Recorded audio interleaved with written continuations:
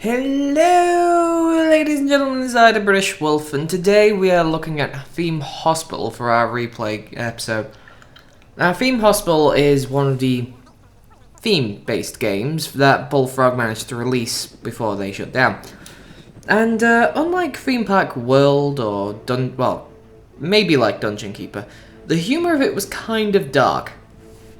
Like, as you'll see in the intro, the doctor actually, he's playing video games, sees a helicopter approaching, rushes off to the OR to go help a patient, but the second that patient doesn't have any medical insurance, he's chucked out. Yeah. Also some softcore sex is in there, of a woman getting lobbed out the way and slammed behind the door.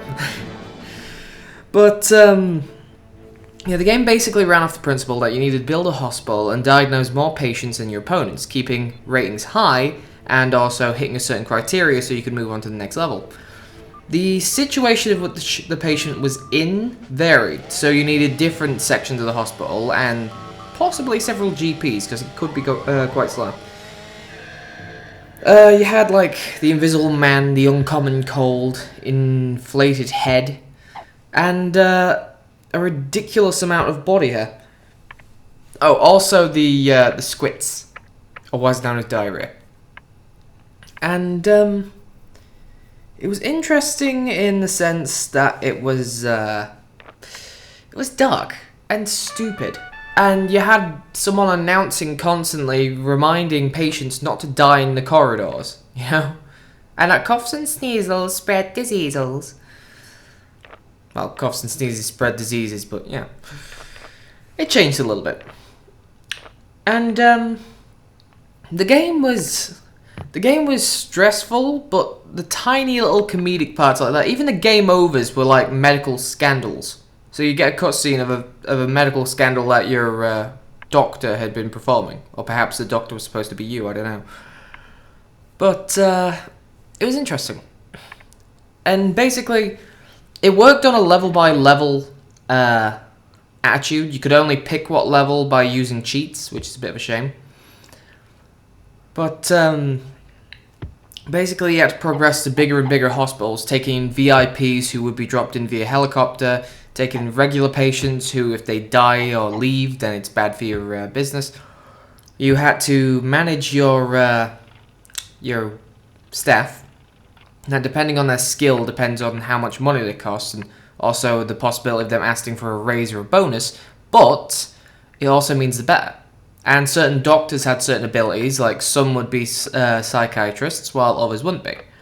Nurses filled in certain roles, such as the pharmacy, the wards, certain other things. And then you had receptionists, which would help tend to the patients that were coming in. So, it was an interesting mix, but it wasn't inherently fun. You also had to manage heat. You had to place radiators around, add windows and plants, give a staff room to the staff, toilets to the patients, benches so they can sit down, snack machines so they can eat. And it got kind of complex.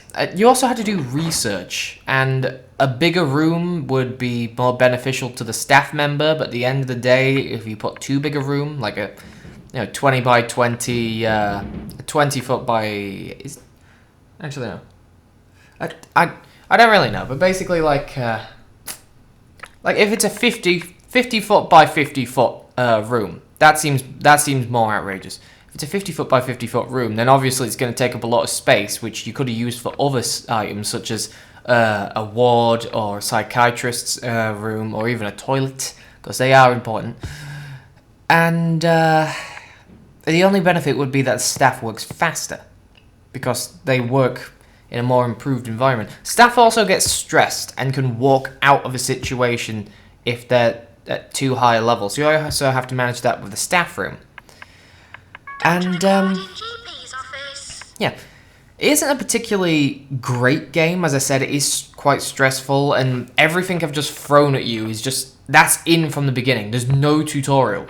You just blindly go about doing what you're trying to do. And that's kind of the problem, where in other games there was like a little bit of a tutorial. Like Theme Park wasn't great, but you could figure it out pretty quickly, and Dungeon Keeper, the second one had a tutorial, but I'm not sure about the first. At least I think the second one had a tutorial, but that could have just been the pet dungeon. But it was an interesting game. It had a funny nature to it, but it wasn't exactly one for the faint-hearted, because you could very easily lose in the first round.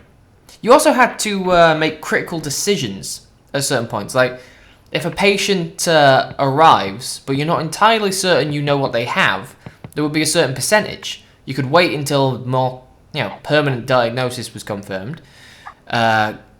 Just send them packing and hope that they find another hospital that will cure them, which is obviously bad for you, but better than the death. Or take a risk on a potential cure. And patients do get impatient, ironically, so you have to make sure that you get them into the hospital and they're happy and warm and being diagnosed and being cured. So it's an everlasting circle of, oh my god, I can't believe it. Yeah, I nearly burst into song then. Anyway, but yeah, so the game's obviously still out there. Bullfrog isn't. But the game's still out there, and it did get a small following, much like Theme Park. Not as great as Dungeon Keeper. Dungeon Keeper was like the nerdgasm of Bullfrog items. But it was still a good thing all the same, yeah? And I liked it. As a kid, I liked it. I never completed it, because obviously I was a kid and I have no idea to play it, and right now I still have no idea how to master it. But it is a nice game, and if you want to give it a check, give it a check, because it's still out there, and it's definitely worth your time.